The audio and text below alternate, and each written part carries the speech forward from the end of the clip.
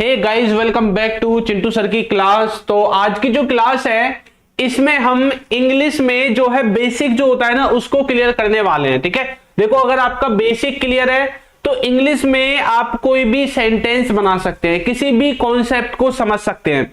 लेकिन अगर आपका बेसिक ही कमजोर है ना तो फिर आप सेंटेंस को नहीं बना सकते और ना ही किसी भी कॉन्सेप्ट को समझ सकते हैं। सबसे पहले मैं आपको यह बताने की कोशिश करता हूं कि इंग्लिश जो है उसमें बेसिक में क्या क्या चीजें आपको पढ़नी होती है। सबसे पहले आपको टेंसेस के बारे में पता होना चाहिए और उसके बाद आपको जो सिंपल सेंटेंसेस होते हैं, क्या सिंपल सेंटेंसेस, ठीक है, आपको थोड़ा सा इनके बारे में पता होना चाहिए। और जो आपके बेसिक मॉडल वर्ब्स होते हैं, जो बेसिक मॉडल वर्ब्स होते हैं इनके बारे में आपको थोड़ी सी नॉलेज होनी चाहिए।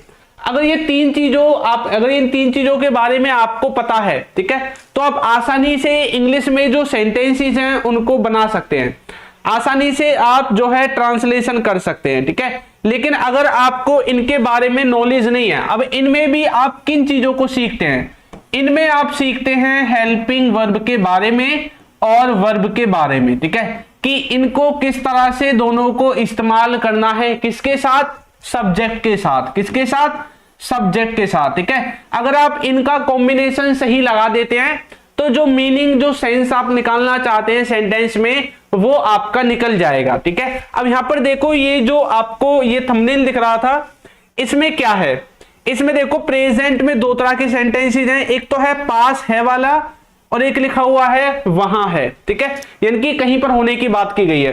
पास्ट में भी दो तरह के हैं, ठीक है, और फ्यूचर में भी टेंस और सिंपल सेंटेंसेस दो तरह के हैं। इसके बाद इन्हीं सेंटेंसेस को बनाने के लिए देखो यहां पे हमने हैज, हैव, डू, डज का इस्तेमाल किया, ऐसो को बनाने के लिए इज, एम, आर वगैरह का इस्तेमाल किया। ठीक है, तो ये जो सारी चीजें हैं ये हमें कैसे पता चलेंगी कि कहां पर क्या चीज आनी है, कहां पर किसका इस्तेमाल हम करें अपने सेंटेंस को बनाने के लिए। ठीक है, तो इनके लिए आपको ये जो बेसिक से कॉन्सेप्ट है इनको सीखने की जरूरत है। और जब आप इनको सीख जाओगे ना, देखो इनके ऊपर मैंने डेडिकेटेड कई बार वीडियोस बना रखी हैं। ठीक है, जब आप इनको सीख जाओगे उसके बाद कुछ अदर स्ट्रक्चर्स होते हैं, ठीक है, जो आपके सेंटेंसेस को फ्रेम करने में आपकी मदद करेंगे। तो आज हम इन अदर्स के बारे में सीखने वाले हैं। ठीक है, थोड़ा बहुत इनका जो कॉन्सेप्ट है उनको भी लेंगे और इनकी प्रैक्टिस कर लेंगे। ठीक है, बाकी ये तो आपको आते होंगे। आज का जो स्पेशल टॉपिक है वो है जो इनसे हटके थोड़े वो टॉपिक्स होते हैं ना जो हमारी स्पीकिंग में हमें मदद करते हैं। ठीक है, अब जैसे कि यहाँ पे है हैड बेटर। ठीक है, अब ये जो हैड बेटर है ना इसका मीनिंग अलग है। आपने हैड तो पढ़ा ही होगा, लेकिन हैड का मीनिंग अलग होता है जब इसके साथ बेटर लगेगा तो यहां पर इसका जो मीनिंग है वो अलग निकल के सामने आता है। ठीक है, यहां पर इसका मीनिंग क्या है कि काम करना अधिक अच्छा रहेगा, मतलब कोई काम है जो करना अधिक अच्छा रहेगा किसी एक काम को करने से। जैसे आप कई बार बोलते हैं ना, यार तेरा ना यहां से जाना ही अच्छा रहेगा, तेरे लिए अच्छा हुआ कि तू यहां से चला जाए। ठीक है, मतलब आप किसी को कुछ बोलते हैं कि ये करना अच्छा रहेगा, हमारा पढ़ना अच्छा रहेगा, तुम्हारा अभी बोलना अच्छा रहेगा, मतलब किसी काम को करने का सही समय है, ऐसा भी आप इनडायरेक्टली इन सेंटेंसेस के द्वारा कहना चाहते हैं। अब जो सेंटेंस बनेगा उसमें सबसे पहले सब्जेक्ट, हैड बेटर, वर्ब की पहली फॉर्म और अदर वर्ड्स आएंगे। हैड बेटर के बाद आपको टू का इस्तेमाल नहीं करना है। ठीक है, जैसे कि अब तुम्हारा निकलना ज्यादा ठीक रहेगा। मान लो कि आप कहीं पर जा रहे थे और आप बोल रहे हैं यार बहुत लेट हो गए हैं, अब तुम निकल जाओ, तुम्हारे यहां से निकलना ही ठीक रहेगा। ठीक है, तो हमने कैसे बोला, you had better leave now. मैंने बीच में कहीं भी टू नहीं लगाया है, वर्ब के बाद ना पहले। ठीक है, तो आपको भी टू का इस्तेमाल नहीं करना है। ओके, तो you had better leave now मतलब कोई काम करना अधिक अच्छा रहेगा। ठीक है, तुम्हारा उसे फोन करना ज्यादा ठीक रहेगा। कई बार आप ऐसा सोचते हैं ना, यार ऐसा करता हूं मैंने उसके घर जाके उसको बोल देता हूं। आपको लोग क्या कहते हैं फिर, नहीं नहीं एक काम कर, तू ना उसको फोन कर ले, तेरा फोन करना ही ठीक रहेगा, घर जाना भी ठीक नहीं है। तो कैसे बोलोगे, you had better ring him. ये जो रिंग लगा हुआ है ना ये एक तरह से फोन के लिए ही है। ठीक है, फोन के लिए ही हम इसका इस्तेमाल करते हैं, बाकी कॉल हिम भी आप लिख सकते हैं, उसमें भी कोई दिक्कत नहीं है। ठीक है, तो हैड बेटर का मीनिंग समझा है कि कोई काम करना ज्यादा अच्छा रहेगा, अधिक अच्छा रहेगा। ठीक है, इसी तरह से जो आपका मेक है ये मैंने आपको कई बार पढ़ा रखा है, पॉजिटिव वर्ब में इसका इस्तेमाल किया जाता है। नॉर्मली इसका मीनिंग जब वर्ब की तरह देखेंगे तो इसका मीनिंग होता है बनाना। क्या होता है, बनाना। लेकिन जब एज ए पॉजिटिव वर्ब इसका इस्तेमाल करेंगे तो यहां पर इसका मीनिंग निकलेगा करवाना या फिर करवाया। या फिर करवाता है। ठीक है, इस तरह का जो सेंस है वो आपको देखने को मिलेगा, यानी कि किसी काम को होने का कारण बनना। यहां पर दो व्यक्ति होते हैं, एक व्यक्ति जो होता है वो काम को करना नहीं चाहता, लेकिन दूसरे व्यक्ति के कहने पर वो काम को करता है, दूसरे व्यक्ति के फोर्स करने पर या प्यार से समझाने पर वो काम को करता है। वहां पर आपको मेक का इस्तेमाल करना पड़ता है। ठीक है, देखो क्या लिखा हुआ है, उसने मुझसे झूठ बुलवाया। मतलब आप किसी से बोल रहे हैं, यार मैं तो झूठ बोलना नहीं चाहता था लेकिन उसने मुझसे झूठ बुलवाया भाई, है ना, मैं तो मन ही नहीं करता, मैं तो बोलता ही नहीं हूँ झूठ, उसने बुलवाया यार मुझसे। यानी कि मैंने जो झूठ बोला, उस झूठ को बोलने का कारण कौन है, वो है।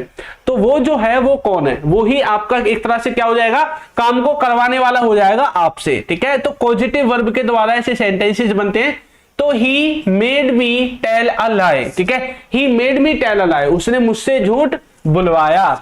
वह मेरे से किताब पढ़वा रहा है, किताब पढ़वा रहा है, किताब पढ़वाता है, उसने मुझसे किताब पढ़वाई, किसी भी तरह से बना सकते हैं। अब वो टेंस है, वो टेंस के ऊपर डिपेंड करता है कौन से समय में आपका जो सेंटेंस है वो बोला गया है। ठीक है, यहां पर जो सेंटेंस था ये था पास्ट के इंडेफिनिट का। ये वाला जो सेंटेंस है देखो आपसे पहचान में आ रहा होगा, जिन हिंदी वाक्यों के लास्ट में रहा है, रहे हैं आता है तो प्रेजेंट कॉन्टिन्यूअस होता है। ठीक है, तो इधर क्या होगा, इधर आप इज एम आर के साथ जो है सेंटेंसेस को फ्रेम करोगे। ठीक है, तो मैंने बोला he is making me read the book. ठीक है, वो मुझसे किताब पढ़वा रहा है। ओके, आगे है राजेश मुझसे लिखवाता है। अब कोई व्यक्ति किसी से किसी काम को करवाता है, ये जो है आपका ये हो जाएगा प्रेजेंट का सेंटेंस। किसका, प्रेजेंट का। और प्रेजेंट में भी कौन सा है, इंडेफिनिट है। मैंने बोला Rajesh makes me right, Rajesh मुझसे लिखवाता है। तो कोई व्यक्ति किसी से किसी काम को करवाता है, करवाया या करवा रहा है या करवाएगा, इन सभी केसेस में आप मेक के द्वारा जो सेंटेंसेस है उनको बनाओगे। ठीक है, और जो बच्चे नए जुड़े हैं वीडियो को लाइक जरूर कर दीजिए, जिन्होंने नहीं किया है। एक मैं आपकी प्रैक्टिस के लिए एक सेंटेंस देता हूं कि वो हमको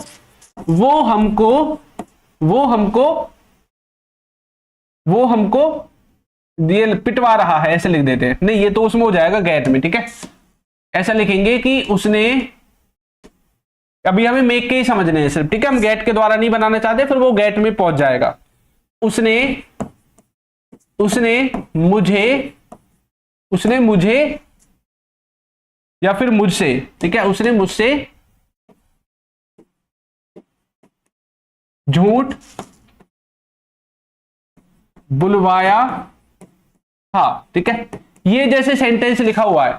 अब इसी को मैं अलग अलग तरीके से लिख सकता हूं, जैसे कि वो मुझसे झूठ बुलवा रहा था। ठीक है, वो मुझसे झूठ बुलवा रहा था, ये किस में हो गया, पास्ट में हो गया। पास्ट का कौन सा है, कॉन्टिन्यूअस। ठीक है, इसी तरह से वो मुझसे झूठ बुलवाएगा, वो मुझसे झूठ बुलवाएगा। कब बुलवाएगा भैया, आने वाले समय में बुलवाएगा। आप फ्यूचर में सेंटेंस को लेना चाहते हैं। ठीक है, ये वाला जो सेंटेंस है फ्यूचर में बनेगा, ये पास्ट में बनेगा, और ये भी जो है पास्ट में बनेगा। अब यहां पर ये बनेंगे कैसे, ये आपकी हेल्पिंग वर्ब के द्वारा पता चलेगा कि कौन सा कैसे बनेगा। ठीक है, अब जैसे यहां पे बोला कि वो मुझसे झूठ बुलवाएगा, तो हमने क्या बोला, ही। ठीक है, अब यहां पे हेल्पिंग वर्ब लगेगी फ्यूचर के हिसाब से, क्योंकि फ्यूचर का सेंटेंस है। और सेंटेंसेस को बनाने का फॉर्मूला क्या होता है वो मैं आपको बता देता हूं। इस तरह के जो सेंटेंसेस होते हैं उनको बनाने के लिए आपको सबसे पहले सब्जेक्ट, फिर आपकी जो हेल्पिंग वर्ब है वो आएगी, फिर आपका जो मेक है वो आएगा, फिर आपका ऑब्जेक्टिव केस आएगा, फिर वर्ब की जो भी फॉर्म है वो फॉर्म आपकी आ जाएगी। ठीक है, तो ये जो सेंटेंस का स्ट्रक्चर है, इस फॉर्मूले के द्वारा आप ऐसे सेंटेंसेस को बनाते हैं। तो हमने ही लिख दिया। अब इसके बाद हेल्पिंग वर्ब में क्या लिखना है, फ्यूचर का है तो विल लिख देंगे। ठीक है, ही विल। उसके बाद मेक लिखेंगे। अब ये जो मेक है ये आपका चेंज किसके हिसाब से होगा, हेल्पिंग वर्ब के हिसाब से। हेल्पिंग वर्ब अगर इसे मार है तो मेकिंग बन जाएगा, क्योंकि आईएनजी लगानी पड़ती है वर्ब में। ठीक है, अगर ये आपका हैज है तो ये मेड बन जाएगा, यानी कि थर्ड फॉर्म में ट्रांसलेट हो जाएगा। तो इस तरह से इसकी फॉर्म्स चेंज होंगी। तो ही विल मेक मी, ठीक है, ही विल मेक मी। अब यहाँ पे जो भी ये काम करवाएगा उसकी जो पहली फॉर्म है वो आपको यहाँ पे लिख देनी है। ठीक है, इसी तरह से ये बाकी के जो है, जैसे पास्ट का है, ठीक है, कॉन्टिन्यूअस है तो इसमें वाज वर लग जाएगा सेंटेंस को बनाने के लिए। ठीक है, ये आप पास्ट इंडेफिनिट और पास्ट परफेक्ट दोनों में ये जो सेंटेंस है इनको आप फ्रेम कर सकते हैं, ठीक है। और यही जो फॉर्मूला है हमने यहां पर जो सेंटेंसेस बनाए हैं इनको बनाने के लिए जो है लगाया है, ठीक है। वही फॉर्मूला है सेम। देखो सबसे पहले सब्जेक्ट है, ठीक है, लेकिन ये जो सेंटेंस है ये आपका पास्ट इंडेफिनिट है, तो इसमें हेल्पिंग वर्ब नहीं होती, डायरेक्ट वर्ब की सेकंड फॉर्म आती है, इसलिए मेक की सेकंड फॉर्म मेड डायरेक्ट लगी हुई है, ठीक है। लेकिन यहां पर देखो सब्जेक्ट के बाद हेल्पिंग वर्ब है, उसके बाद जो है वर्ब में आईएनजी लगाई है, हमने मेक में आईएनजी लगाई है। ऑब्जेक्टिव केस है, वर्ब की पहली फॉर्म है, और जो सेंटेंस में अदर वर्ड्स बचे हुए हैं वो सभी के जो वर्ड्स हैं सभी के सभी हमने सेंटेंस के सबसे लास्ट में लिखे हुए हैं, ठीक है। चलिए, और बच्चों ने सेंटेंसेस को ट्रांसलेट भी कर दिया है, वेरी गुड। देखो साथ के साथ ट्रांसलेशन करते चलोगे तो आपकी ही प्रैक्टिस इसमें होगी, ठीक है। चलो आगे बढ़ते।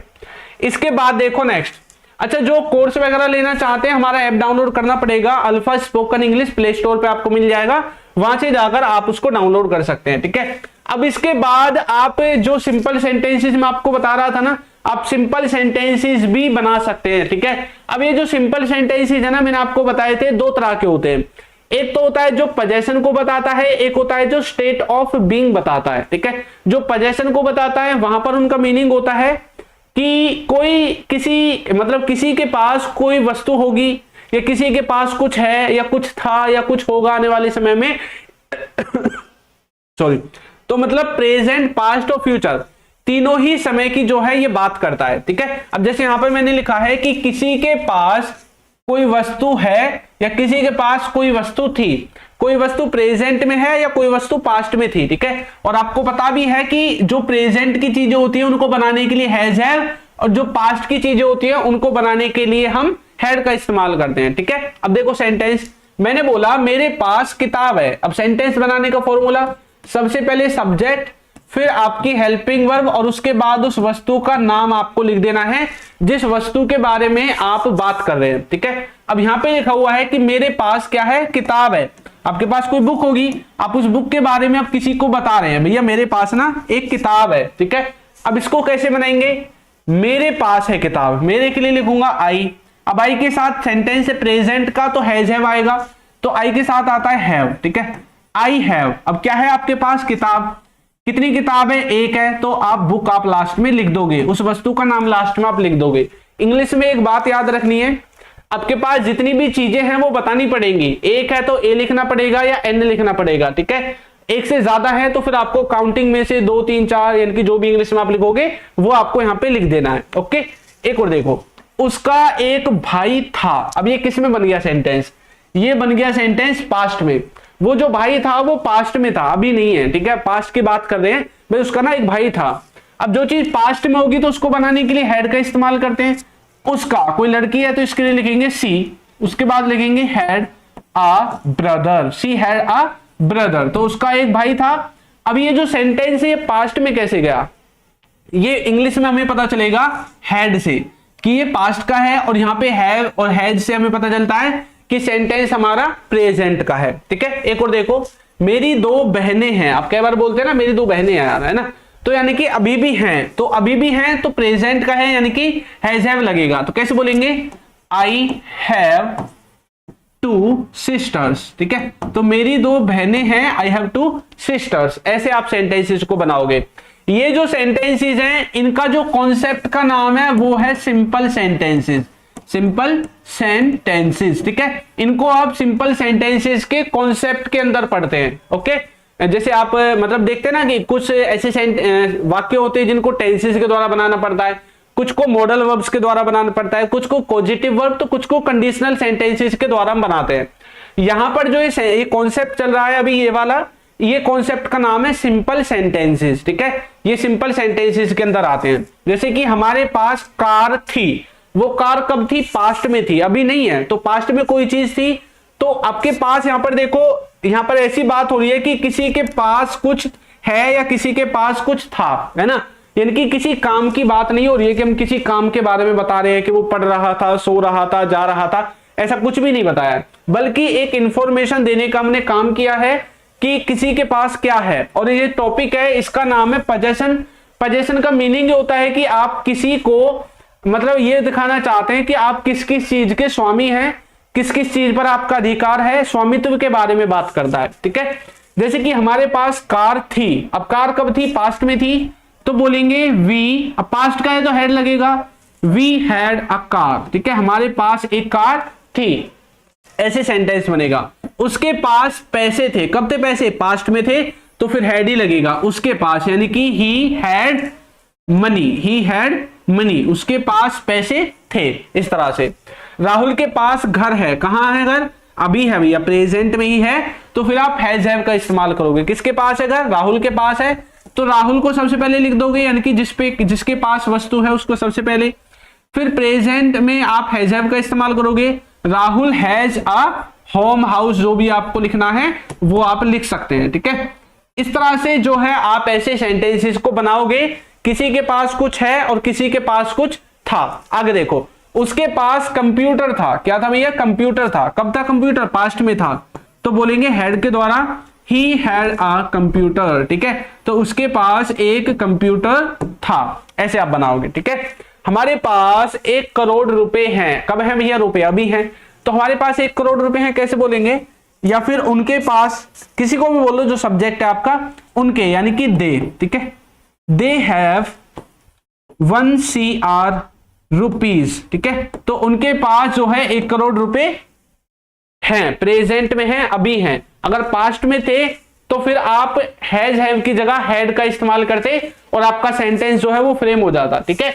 और इस तरह से आप हैज हैव और हैड को सिंपल सेंटेंसेस में पोजेशन वाले केस में इस्तेमाल कर सकते हैं, ठीक है। चलिए, और साथ के साथ बच्चे भी जो है वो ट्रांसलेशन कर रहे हैं, वेरी गुड। अर्पिता, गगन, लोकी, मंजर, उपेंद्रा, गोवर्धन, सभी बच्चों ने जो है ट्रांसलेशन किया है, और साथ के साथ वीडियो को भी लाइक करते जाएंगे जिन्होंने नहीं किया है, ठीक है। इसके बाद कई बार हमें बी यूज्ड टू देखने को मिलता है, ठीक है। बी यूज्ड टू का मीनिंग क्या होता है, देखो, बी यूज्ड टू का मतलब होता है कि किसी चीज की आपको आदत है या किसी चीज की आपको आदत हो जाएगी आने वाले समय में, ठीक है। लेकिन यहां पर एक बात याद रखनी है कि ये जो बी है ना, बी, ठीक है, ये बी ऐसे नहीं आता है कि यहां पे देखो कहीं भी बी आपको दिखाई नहीं देगा। ये जो बी है ना, इसकी फॉर्म्स होती है, ये जो इजमार वगैरह आप पढ़ते हैं ना, इजमार, वाजवा, ठीक है, तो ये इसी की फॉर्म्स के अंदर काउंट होते हैं, ये जो इजमार, विल वगैरह जो भी है, ठीक है। इसका मतलब क्या है कि किसी को किसी चीज की आदत है, आपको ऐसा बताना है कि भाई मुझे ये डिजिटल बोर्ड पे पढ़ाने की आदत है, ठीक है, या मुझे ये घड़ी बांधने की आदत है ना, या मुझे भाई कार चलाने की आदत है, तो किसी को किसी चीज की आदत है। या फिर ऐसा बोलना चाहते हैं आप कि किसी को किसी चीज की आदत हो जाएगी, मान लो आप कहना चाहते हैं कि भाई अभी तो इसको आदत नहीं है लेकिन आने वाले समय में इसको आदत हो जाएगी, ठीक है, वहां पर भी आप यही जो आपका स्ट्रक्चर है इसी का इस्तेमाल करेंगे। सेंटेंस बनाने के लिए सबसे पहले subject, helping verb, used to, और फिर आपको जो सेंटेंस के अदर वर्ड्स बच जाते हैं उनका इस्तेमाल करना है। मैंने बोला हमें इन बातों की आदत है, तो कैसे बोलूंगा, we are used to these things. यहां पर हमने इजमाल लगाया, इससे हमें पता चला कि आदत अभी है, वो प्रेजेंट की ही आदत की बात कर रहा है, ये हमें इजमार से पता चला है, ठीक है। तुम्हें जल्दी इसकी आदत हो जाएगी, क्या लिखा हुआ है, हो जाएगी, यानी कि फ्यूचर की बात की गई है, तो विल या शैल इसमें से आएगा, ठीक है। तो हमने बोला you will soon be used to this, ठीक है। या फिर आप, अच्छा एक चीज और देखो, यहां पे ये बी क्यों आया है, यहां पे बी इसलिए नहीं आया कि इसमें बी लगा हुआ है, ये बी इस विल के साथ आया है, क्योंकि विल भी तो होता है ना, एक विल भी होता है जो कहीं पर किसी चीज को होने की बात करता है, ठीक है। तो you will soon be used to this या इट, तुम्हें किसी चीज की आदत नहीं है, अब वो आप बोल रहे हैं कोई बात नहीं, धीरे धीरे आपको आदत हो जाएगी, तो ये जो सेंटेंस है आप वहां पर इस्तेमाल कर सकते हैं। तो बी यूज्ड टू का मतलब है किसी को किसी चीज की आदत है या आने वाले समय में हो जाएगी। अच्छा, पास्ट में आदत थी, इसका भी आप जो है सेंटेंस बना सकते हैं, सिर्फ आपको अपनी हेल्पिंग वर्ब पास्ट की लगानी है, जैसे यहाँ पे प्रेजेंट में जब लगाई थी, फ्यूचर में विल लगाई थी, तो पास्ट की जो भी वाज और वगैरह बनेगी वो आप हेल्पिंग वर्ब लगाओगे और पास्ट का सेंटेंस भी आप बना सकते हैं, ठीक है। इसके बाद आता है आपका आउट टू हैव। क्या, ought to have. Ought to have का मतलब होता है कि करना चाहिए था, किसी को कोई काम करना चाहिए था, ये मैंने इसलिए लिखा है, देखो जो आप पढ़ते हो शुड हैव, क्या, शुड हैव, है ना, शुड हैव का मतलब भी तो ये होता है कि चाहिए था, किसी को कुछ करना चाहिए था, ठीक है। और यहां पर जो आउट टू हैव है इसका मतलब भी करना चाहिए था। फिर दोनों में डिफरेंस क्या है, दोनों में डिफरेंस ये है, बिल्कुल भी डिफरेंस मतलब ऐसा नहीं है कि भाई लिखने में डिफरेंस आएगा, लिखने में तो दोनों ही सेम रहेंगे, डिफरेंस थोड़ा सेंस में आ जाता है। सेंस बोले तो मतलब कहां पर किसके सामने इस्तेमाल करना है ना। अब जैसे आप यूज टू लगाते हैं ना, सॉरी ये जो शुड लगाते हैं, तो शुड का मतलब आप नॉर्मली अपने घर में जैसे अपने घर वालों से बात कर रहे हैं, दोस्तों से, मम्मी पापा से, या फिर आप नॉर्मल अपने पड़ोसियों से बात कर रहे हैं, ठीक है, तो वहां पर आप एक तरह से खुल के बोल सकते हैं, कोई दिक्कत नहीं है। तो वहां पर कोई मतलब इसमें ऐसा नहीं लगेगा कि आप उनको राय दे रहे हैं, सलाह दे रहे हैं, और लगने लगा तो कोई दिक्कत नहीं है, ठीक है। लेकिन जब आप आउट टू का इस्तेमाल करोगे तो यहां पर इसका मीनिंग कुछ ऐसा होता है कि मतलब आप अपने बड़ों से आप बात करना चाहते हैं, मतलब किसी को भी, बड़ा हो छोटा हो, अगर आप उसको रिस्पेक्ट के फुली मतलब बात करना चाहते हैं, जैसे आपका मान लो बॉस है, आप काम करते हैं कहीं पे, आपका बॉस है या फिर आपके कोई टीचर है, ठीक है, तो आप उनको कोई राय देना चाहते हैं, उनको कोई सलाह देना चाहते हैं, ठीक है। अब जो राय है, जो सलाह देना चाहते हैं ना, वो आप ऐसा कहना चाहते हैं पोलाइटली, एक तरह से विनम्र पूर्वक की सर, मतलब उसको जिसको आप बोल रहे हैं ऐसा ना लगे कि आप उसमें हुक्म चला रहे हैं, ठीक है। तो ऐसे इस केस में आप आउट टू का इस्तेमाल कर सकते हैं। बाकी नॉर्मली मैंने देखा है सब शुड का इस्तेमाल करते हैं, लेकिन आपको आउट टू भी आना चाहिए, ठीक है। अब जैसे मैंने सेंटेंस बोला है, तुम्हें उससे पूछना चाहिए था, तुम्हें उससे पूछना चाहिए था, ठीक है। अब मैं किसी को बोल रहा हूं कुछ, अगर मैं इसी को ऐसे बोलूंगा you ought to have asked him, तब भी ये सेंटेंस का ये हिंदी में मीनिंग है, और you should have asked him तब भी इसका सेम ही मीनिंग है। लेकिन जब मैंने इसके द्वारा बोला तो एक तरह से सेंटेंस में रिस्पेक्ट दिखाई देगी, ठीक है, पोलाइट वाला जो मैनर है वो दिखाई देगा। यहां पर जब मैं इसको बोल रहा हूं तो यहां पर जो नॉर्मल होते हैं, घर वालों से, दोस्तों से बात करते हैं, ऐसा जो सेंस है वो दिखाई देगा। मतलब घर वालों को सलाह दे दो, कोई दिक्कत नहीं है ना, कैसे भी। तो इसी तरह से अगर आपको नॉर्मली यूज करना है तो ये, अगर किसी को रिस्पेक्ट देके विनम्रता पूर्वक कुछ बताना है, किसी को कोई राय देनी है, सलाह देनी है, तो आप आउट टू का इस्तेमाल कर सकते हैं हैव के साथ, ठीक है। चलो, और जिनको पीडीएफ चाहिए क्लासेस की, वो हमारे टेलीग्राम के ग्रुप को ज्वाइन कर सकता है। हर वीडियो में बताता हूं, अगर आपको पीडीएफ चाहिए तो टेलीग्राम के ग्रुप को ज्वाइन जरूर करें। जो हमारा पहले 60 डेज का कोर्स हो चुका है, उसकी सभी पीडीएफ मैंने टेलीग्राम के ग्रुप पे अपडेट कर दिया, वहां से जाकर आप उनको डाउनलोड कर सकते हैं, ठीक है, नोट्स वगैरह भी बना सकते हैं। और बाकी आप हमें फेसबुक और इंस्टाग्राम पर भी फॉलो कर सकते हैं, ओके। चलिए, इसके बाद जो अभी हमने पीछे सेंटेंसेस बताए थे ना, कि भाई जैसे किसी के पास कुछ है, पजेशन वाला जो केस था, ठीक है, उसी का यदि नेगेटिव बनाना है या इंटरोगेटिव बनाना है तो हमें डू और डज का इस्तेमाल करना पड़ेगा, और इनके बाद नॉट लगा के हैव लगाना पड़ेगा। ये हैव फिक्स रहेगा, चाहे डू आए या डज आए या सब्जेक्ट कुछ भी आए, हैव आपका फिक्स रहेगा, और डू और डज आपका अकॉर्डिंग टू सब्जेक्ट चेंज होता रहेगा, ठीक है।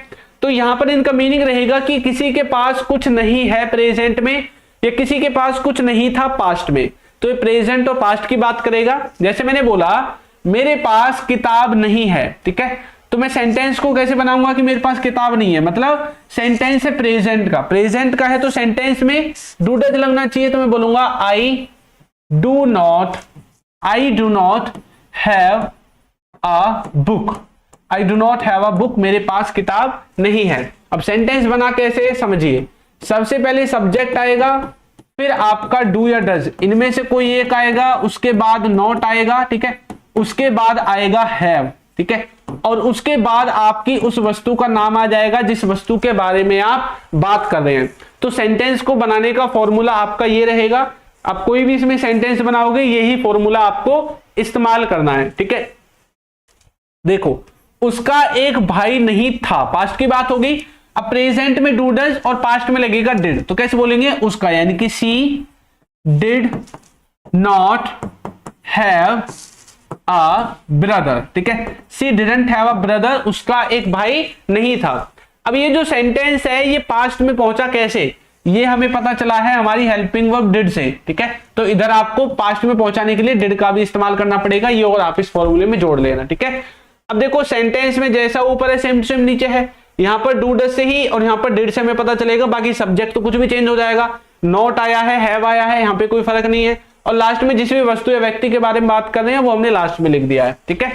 मेरी दो बहनें नहीं हैं, तो मैं बोलूंगा आई डू नॉट हैव, ठीक है, two sisters, I don't have two sisters, मेरी दो बहनें नहीं हैं, ऐसे बनेगा सेंटेंस। हमारे पास कार नहीं थी, कब नहीं थी, पास्ट में नहीं थी, तो डिड लगना चाहिए, तो बोलेंगे we did not have a car, we didn't have a car, हमारे पास कार नहीं थी। अब आप ये मत सोचना कि सर ही सी इट आया है तो यहाँ पे हैज लगा सकते हैं, नहीं लगेगा हैज। ही सी इट के हिसाब से भैया हेल्पिंग वर्ब चेंज होगी, डू डज डिड ये चेंज होगा, ना कि आपकी मेन वर्ब की तरह जो हमने इस्तेमाल किया ये फिक्स रहेगी। सेंटेंस कोई सा भी हो, प्रेजेंट का हो, पास्ट का हो, सब्जेक्ट कोई भी हो, इसको चेंज नहीं करना है। कभी ही सी इट देख के यहाँ पे हैज लगा दो। सब्जेक्ट के हिसाब से हेल्पिंग वर्ब चेंज होती है और हेल्पिंग वर्ब हमारी डू डज और डिड है, ठीक है। उसके बाद हमारा कुछ भी चेंज नहीं होने वाला है। सब्जेक्ट के हिसाब से सिर्फ और सिर्फ हेल्पिंग वर्ब ही चेंज होगी। उसके पास पैसे नहीं थे, कब नहीं थे? पास्ट में, तो बोलेंगे he did not have money, ठीक है। ही डिडंट हैव मनी या he did not have money, जो भी आप बोलना चाहते हैं आप बना दोगे सेंटेंस को। राहुल के पास घर नहीं है, क्या नहीं है? राहुल के पास घर नहीं है, तो कैसे बोलेंगे? प्रेजेंट का है तो डू डज लगेगा, ठीक है। तो बोलेंगे Rahul does not have a home या हाउस, जो आपको बोलना है, ठीक है, ऐसे बनाओगे। उसके पास एक कंप्यूटर नहीं था, तो कोई लड़का है जिसके पास कंप्यूटर नहीं था पास्ट में, तो डिड के द्वारा बनाएंगे he did not have a computer, ठीक है। He didn't have a computer, उसके पास क्या नहीं था? कंप्यूटर नहीं था। कब नहीं था? पास्ट में नहीं था, ठीक है। उनके पास 1 करोड़ रुपए नहीं है, प्रेजेंट में, अभी की बात कर रहे हैं आप, तो फिर हम डू डज का इस्तेमाल करेंगे, तो बोलेंगे दे do not have 1 CR rupees, ठीक है। तो they don't have 1 CR rupees, तो उनके पास 1 करोड़ रुपए नहीं है। तो किसी के पास कुछ प्रेजेंट में नहीं है या पास्ट में नहीं है, वहां पर आप जो है डू और डज के साथ और पास्ट में डिड के साथ नोट लगा के हैव का इस्तेमाल करेंगे, ठीक है। ये जो आपका डज है इसका इस्तेमाल होता है ही, शी, इट और किसी व्यक्ति के नाम के साथ, ठीक है। यहां से कुछ भी दिखाई देता है तो डज का इस्तेमाल करना है, ओके। फिर डू का इस्तेमाल कहां पे होगा? इनको छोड़ के जो भी बच गया, क्या क्या बच गया? आई, वी, यू, दे, ठीक है। ये जितने भी बच गए हैं इन सभी के साथ आप डू का इस्तेमाल करेंगे। बाकी जो आपका बचा है डिड, क्या डिड? अब ये जो डिड है ना, ये डिड देखो आपको एक और बताता हूं, डिड हो गया, हैड हो गया और विल हो गया, ठीक है। इनमें कोई भी लिमिटेशन नहीं है, ये आप सभी सब्जेक्ट के साथ इस्तेमाल कर सकते हैं, तो ये बात भी आपको याद रखनी है, ठीक है। ये सभी सब्जेक्ट के साथ आपके जो हैं डिड, हैड और विल लग सकते हैं।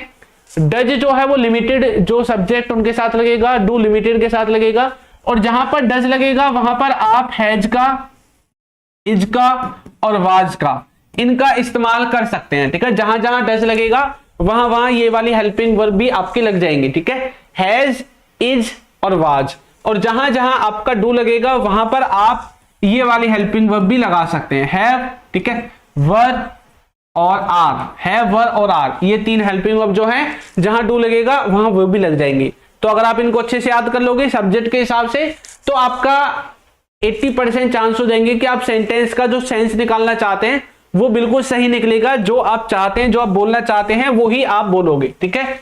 इसके बाद है वुड रेदर। अब ये जो वुड रेदर है इसका मीनिंग क्या है? देखो, किसी काम को किसी दूसरे काम से करना अधिक अच्छा लगता है। एक काम ये हो गया, एक काम ये हो गया, तो आप बोल रहे हैं कि ये काम करना मुझे इस काम को करने से ज्यादा अच्छा लगता है, ऐसा कुछ कहना चाहते हैं, ठीक है। अब जब 2 काम होंगे तो 2 वर्ब भी होंगी और दोनों वर्बों की पहली फॉर्म ही आप सेंटेंस में लगाओगे, ठीक है। सब्जेक्ट वुड रेदर, वर्ब की पहली फॉर्म, देन फिर वर्ब की पहली फॉर्म, ओके। देखो, हमें शरण में जाने की अपेक्षा मरना पसंद है, या फिर आप बोल रहे हैं कि हमें शरण में नहीं जाएंगे, मर जाएंगे पर किसी के सामने सरेंडर नहीं करेंगे। तो यानी कि क्या करना पसंद है आपको? आपको मरना पसंद है सरेंडर करने के बजाय, ठीक है। तो दोनों आएंगे, तो बोलोगे we would rather die than surrender.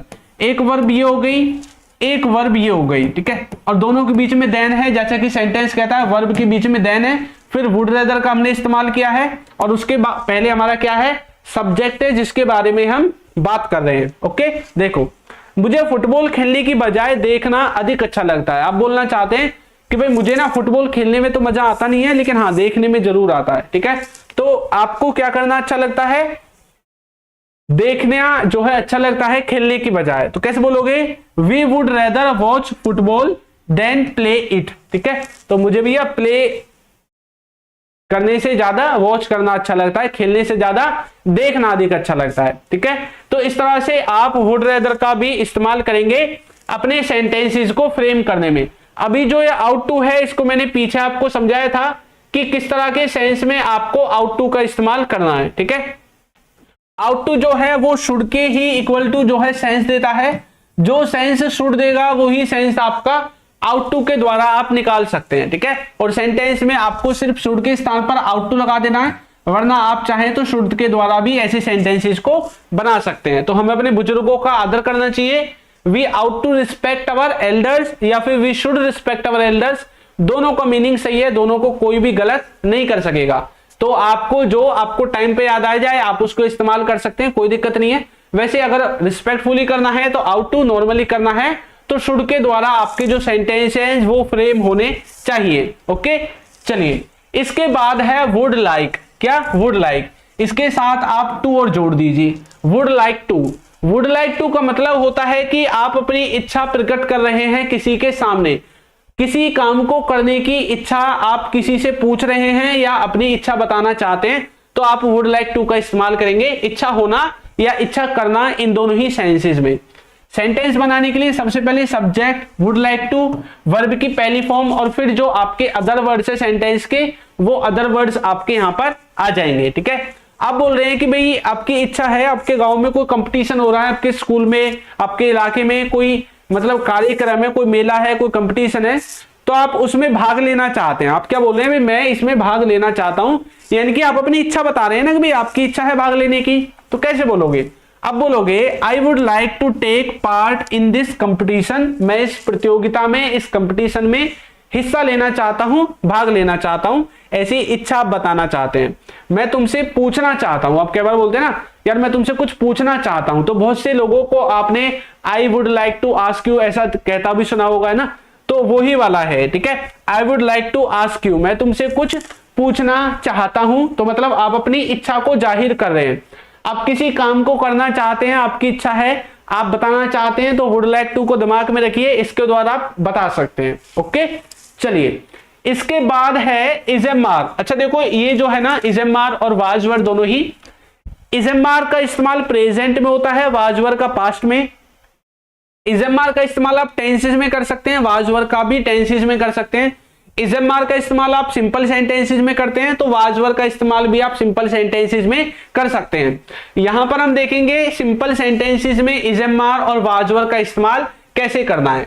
जब इनको सिंपल सेंटेंसेस में इस्तेमाल करेंगे तो यहां पर इनके साथ वर्ब की पहली फॉर्म या आईएनजी वाली फॉर्म नहीं आने वाली है, ये बात आपको याद रखनी है, क्योंकि सिंपल सेंटेंसेस में किसी भी तरह की वर्ब की फॉर्म का जो इस्तेमाल है वो नहीं किया जाता है। ठीक है, तो यहां पर इनका मीनिंग है कि कोई कहां पर है या कोई कैसा है। आप किसी को कुछ पूछ रहे हैं या किसी को बता रहे हैं कि कोई कैसा है, कहां है, क्या है। ठीक है, तो ऐसे जितने भी आपके सेंटेंसेस होंगे आप इज़ेमार और वाजवर के द्वारा बनाओगे। ओके, अब जैसे मैंने बोला कि मैं घर पर हूं, कहां पर हूं? घर पर हूं, तो ये प्रेजेंट का ही है, तो इज़ेमार लगेगा। मैं बोलूंगा आई एम एट होम। ठीक है, ये आपने सुना भी होगा, ऐसा ही होता है। अब बोलते हैं आई एम एट होम, मैं कहां पर हूं? घर पर हूं। तो यहां पर एक चीज देखो, सबसे पहले क्या आया है? सब्जेक्ट आया है, तो सबसे पहले क्या आना चाहिए? सब्जेक्ट, फिर आपकी हेल्पिंग वर्ब आनी चाहिए।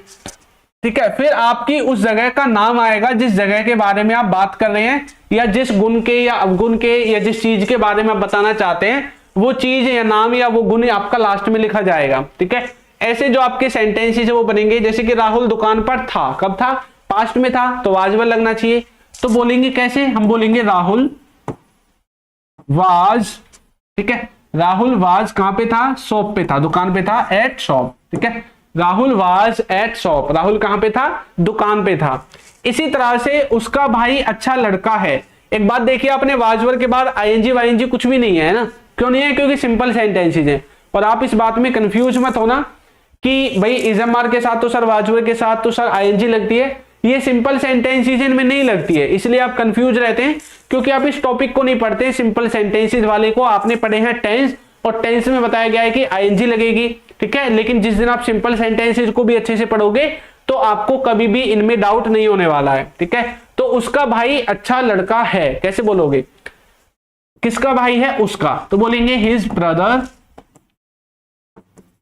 ठीक है, is a good boy, his brother is a good boy, उसका भाई जो है वो अच्छा लड़का है। ऐसे जो आपका सेंटेंस है वो ट्रांसलेट होगा। ठीक है, इसके बाद है वह बहुत लंबा है। किसी व्यक्ति के बारे में बोल रहे हैं, किसी वस्तु या चीज के बारे में बोल रहे हैं, कोई पेड़ हो सकता है, वो खंबा हो सकता है, आप बोल रहे हैं बहुत लंबा है यार ये तो, है ना, वो बहुत लंबा है, तो इसको आप मुझे ट्रांसलेट करके बताओ। मैं देखता हूं कितने बच्चे इसको ट्रांसलेट कर पाते हैं, ठीक है। और साथ के साथ बच्चे ट्रांसलेट इनको भी कर रहे हैं, वेरी गुड। बच्चों ने ये सेंटेंसेस भी बनाए हैं, आप इसको भी बनाओ। वह बहुत लंबा है, इसकी जो ट्रांसलेशन है वो क्या होगी, जल्दी से आप इसको कमेंट करके बता सकते हैं। ओके, चलिए, हिना ने सारे सेंटेंसेस बना दिए हैं। Sandeep, Upendra, Brajesh, very good. ज्योति, हरिओम, अपर्णा, ऋतिक, अलोन, वेरी गुड। चलिए, तो बच्चे सेंटेंसेस ट्रांसलेट कर रहे हैं। जब आप ट्रांसलेट करते हैं तो मुझे अच्छा लगता है, क्यों? क्योंकि जो मैं मेहनत कर रहा हूं भाई उसका फल तभी मिलेगा ना जब आप सीखोगे। तो आप सीख रहे हैं मतलब मुझे फल मिल रहा है, ठीक है। और जितनी ज्यादा प्रैक्टिस करोगे, जितना ज्यादा सीखोगे, उतना ही ज्यादा आप जो है इंग्लिश में परफेक्शन की तरफ जाओगे, ठीक है। तो वह बहुत लंबा है, कोई लड़का लड़की कुछ भी हो सकता है, कोई वस्तु भी हो सकती है, खंबा वगैरह। कोई खंबा वंबा है तो इट का इस्तेमाल कर देंगे, लड़का है तो ही का, और कोई लड़की है तो शी का इस्तेमाल कर देंगे, ठीक है। और क्या है, प्रेजेंट का है तो इस्तेमाल लगेगा, इन सब के साथ इज का इस्तेमाल होता है। उसके बाद आप बोलोगे बहुत के लिए वेरी, ठीक है, और लंबे के लिए टॉल का आप इस्तेमाल कर दोगे तो बोलोगे ही इज वेरी टॉल, या ठीक है। और लड़की वगैरह जो भी है अपने हिसाब से देख लेना, ठीक है। लड़का के लिए ही, लड़की के लिए शी, और किसी वस्तु के लिए, कोई भी वस्तु किसी भी प्रकार की है, इट का इस्तेमाल करना है। वह स्कूल में था, कहां पर था भैया? स्कूल में था। आप किसी के बारे में बोल रहे हैं भाई, आपसे बोला है, आपने उसको देखा, आपने बोला हाँ भाई मैंने देखा था, और वो कहां पर था? स्कूल में था, स्कूल के अंदर था। एक होता है स्कूल पर था, एक था स्कूल के अंदर था। तो यहां पे अंदर की बात की गई है तो प्रीपोजिशन में थोड़ा फर्क आ जाएगा। स्कूल पर है तो एट का इस्तेमाल होगा, स्कूल के अंदर है तो इन का इस्तेमाल होगा। तो वह कोई लड़का है तो बोलेंगे ही वाज इन, या फिर इनके साथ दा भी लगा सकते हैं, इन द स्कूल, ठीक है। He was in the school या फिर ही वाज इन स्कूल, वो स्कूल में था, ठीक है, ऐसा भी बोल सकते हैं। नेक्स्ट है किताब मेज पर है, मेज यानी कि टेबल पर रखी हुई है, तो बोलोगे बुक या फिर द बुक, जो भी है आप बोलना चाहते हैं, ठीक है। तो बोलेंगे book is on the table, book कहां पे है? टेबल पर है, मेज पर है, ठीक है। कंप्यूटर अलमारी में था, कहां पर था कंप्यूटर? अलमीरा में, अलमारी में था। तो ये जो कंप्यूटर है इसी के बारे में बताना है तो सबसे पहले इसी को लिख देंगे, ठीक है। उसके बाद इसके साथ टेंस के अकॉर्डिंग, प्रेजेंट पास्ट के अकॉर्डिंग वाज वर या इस्तेमाल लगाएंगे। तो हमने वाज लगाया है क्योंकि सेंटेंस पास्ट का है। तो कंप्यूटर वाज कहां पे था भैया? अलमारी में था, तो बोलेंगे इन द अलमीरा, ठीक है। तो कंप्यूटर कहां पे था? अलमीरा में था, अलमारी में था, जो भी आपको लिखना है लिख लेना, ठीक है। राहुल कहां पे है? कार में है, कार के अंदर है, इसको आप बना लेना, बहुत आसान है, ठीक है। तो इनका इस्तेमाल आप इसको बनाने के लिए कर दोगे। तो राहुल कहां पे है? कार में है, कार के अंदर है, ठीक है। तो इसको आप खुद बना लेना। आगे देखें, इसके बाद है हैड टू बी, क्या है? Had to B. हैड के साथ क्या लगा हुआ है? टू बी लगा हुआ है। पीछे हमने जो पढ़ा था उसमें हैड के साथ था बेटर, अब है टू बी। और जब इनके साथ टू बी लगता है तो सेंटेंस पैसिव वॉइस में बनाया जाता है, उसका जो सेंस है वो पैसिव वॉइस में ट्रांसफर हो जाता है, ठीक है। और जब सेंस पैसिव वॉइस में ट्रांसफर होगा तो इसका मीनिंग होगा काम को किया जाना था, किसी व्यक्ति के द्वारा किसी काम को किया जाना था, ऐसा कुछ सेंस दिखाई देगा। और जब आप जानते हैं कि सेंटेंस पैसिव में होता है तो सब्जेक्ट ऑब्जेक्ट से रिप्लेस होता है ना। तो यहां पर सबसे पहले क्या आना चाहिए? ऑब्जेक्ट आना चाहिए, फिर हैड टू बी वर्ब की थर्ड फॉर्म, और फिर अदर वर्ड्स। अब ये फर्क नहीं पड़ता कि आपकी हेल्पिंग वर्ब क्या है, सबके साथ वर्ब की थर्ड फॉर्म ही आती है पैसिव वॉइस में, ठीक है। मैंने बोला उसे पकड़ा जाना था, तो बोला he had to be caught, किसके द्वारा पकड़ा जाना था नहीं बताया गया, तभी तो पैसिव वॉइस में है। जहां पर सब्जेक्ट के बारे में ये नहीं पता होता कि सब्जेक्ट कौन है, काम को करने वाला कौन है, या छुपाया जाता है, या फिर सब्जेक्ट में लिखा तो जाता है लेकिन हिंदी में लिखा जाता है के द्वारा। ये वाला जो शब्द है आपको दिखाई दे हिंदी में, इंग्लिश में बाय लगा के सब्जेक्ट को लिखा जाता है। तो ये जो सेंटेंसेस हैं ये सब आपके पैसिव वॉइस में काउंट होते हैं, ठीक है। इसे खाया जाना था, it had to be eaten, it had to be eaten, इसको खाया जाना था, ठीक है। इनको बेचा जाना था, these had to be sold, these had to be sold. तो कोई काम किया जाना था, आप हैड टू बी का जो है इस्तेमाल करोगे अपने सेंटेंसेस को फ्रेम करने के लिए। ओके, आगे बढ़े, देखिए नेक्स्ट। इसके बाद नेक्स्ट है हमारा शुड बी प्लस वर्ब की फोर्थ फॉर्म। शुड बी के साथ जब भी वर्ब की फॉर्म आएगी वो भी चौथी फॉर्म, फोर्थ फॉर्म। तो यहां पर किसी कॉन्टिन्यूटी के बारे में बात होगी, कि किसी को कोई काम कर रहा होना चाहिए, ऐसा जो सेंस है वो आपको देखने में आएगा। ठीक है, तो कोई काम कर रहा होना चाहिए, सबसे पहले सब्जेक्ट शुड बी वर्ब की फोर्थ फॉर्म और फिर ऑब्जेक्ट लिखना है। मैंने बोला उसे अपना काम कर रहा होना चाहिए। अब किसी के बारे में बोल रहे कि भाई उसे अपना काम कर रहा होना चाहिए, है ना, कैसे बोलोगे? आप बोलोगे he should be doing his work, he should be doing his work. उन्हें फिल्म देख रहा होना चाहिए, उन्हें फिल्म को देख रहा होना चाहिए, तो बोलोगे he should be watching film, he should be watching film. तो उन्हें फिल्म को देख रहा होना चाहिए, उसे पढ़ रहा होना चाहिए, उन्हें सो रहा होना चाहिए, उन्हें काम कर रहा होना चाहिए, उन्हें खाना बना रहा होना चाहिए। तो किसी को कोई काम कर रहा होना चाहिए आपके हिसाब से आप इस्तेमाल करोगे शुड बी के साथ वर्ब आईएनजी वाली। कौन सी? ये फोर्थ फॉर्म का मतलब होता है वर्ब की आईएनजी वाली फॉर्म। ठीक है, यानी कि जो आप पहली फॉर्म में आईएनजी लगाते हैं उसी को वर्ब की फोर्थ फॉर्म का नाम दिया गया है। ओके, अब थोड़ी सी प्रैक्टिस करके देखते हैं कि कितने सेंटेंसेस हम यहाँ पे बना पाते हैं। ठीक है, साथ के साथ आप भी बनाएंगे सेंटेंसेस को, कोई समझ में नहीं आएगा तो कमेंट करके भी आप मुझसे पूछ सकते हैं। ठीक है, और मैंने कमेंट को ऑन कर दिया है और साथ के साथ आपकी जो कमेंट है उनको भी मैं देखता रहूंगा। ओके, वीडियो को भी लाइक जरूर करना। चलो, मैंने बोला दिवेश घर पर है, कैसे बोलेंगे? सबसे पहले लिखेंगे दिवेश इज एट होम। ठीक है, तो वो प्रेजेंट के बारे में बात की गई है, अभी है घर पे। साथ में ये लिख देता हूं टॉपिक कौन सा है, सिंपल सेंटेंस वाला टॉपिक है। ठीक है, सिंपल सेंटेंस वाला। मेरे पास पैसे नहीं हैं, ये भी सिंपल सेंटेंस का है और पजेशन को दिखा रहा है। किसको? पजेशन को। अभी पीछे हमने ऐसे सेंटेंसेस फ्रेम किए थे। ठीक है, तो मेरे पास पैसे नहीं है तो मैं बोलूंगा आई, फिर डू डज लगाऊंगा, फिर नॉट लगाऊंगा, फिर हैव लगाऊंगा, फिर उस वस्तु का नाम लिख दूंगा जो वस्तु मेरे पास नहीं है, ऐसे बनेगा। I do not have money, मेरे पास पैसे नहीं है। उसके पास कार नहीं थी, कब नहीं थी?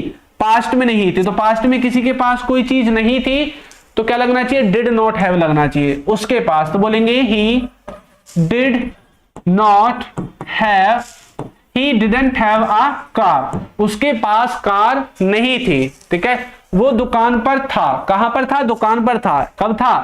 पास्ट में था, तो बोलेंगे he was at shop, he was at shop, वो कहां पर था? दुकान पर था। ये जितने भी आपको प्रैक्टिस के एग्जांपल्स दिख रहे हैं ये सब के सब सिंपल सेंटेंसेस के हैं। Is, am, are, has, have, do, does और डिड के द्वारा ही आपके जो सेंटेंसेस हैं वो बनेंगे। ठीक है, और कहीं पे दिमाग मत लगाना, यही लगेंगे इसमें जो भी हेल्पिंग वर्ब है। वह कल स्कूल में होगा, कहां पर होगा? स्कूल में। तो फ्यूचर की बात की गई है तो बोलेंगे he will be in the school. ठीक है, तो he will be in the school, क्योंकि फ्यूचर की बात की गई है तो विल के साथ आप बी का इस्तेमाल करेंगे। He will be in the school, वो कहां पे होगा? स्कूल में होगा। ठीक है, विद्यालय में होगा।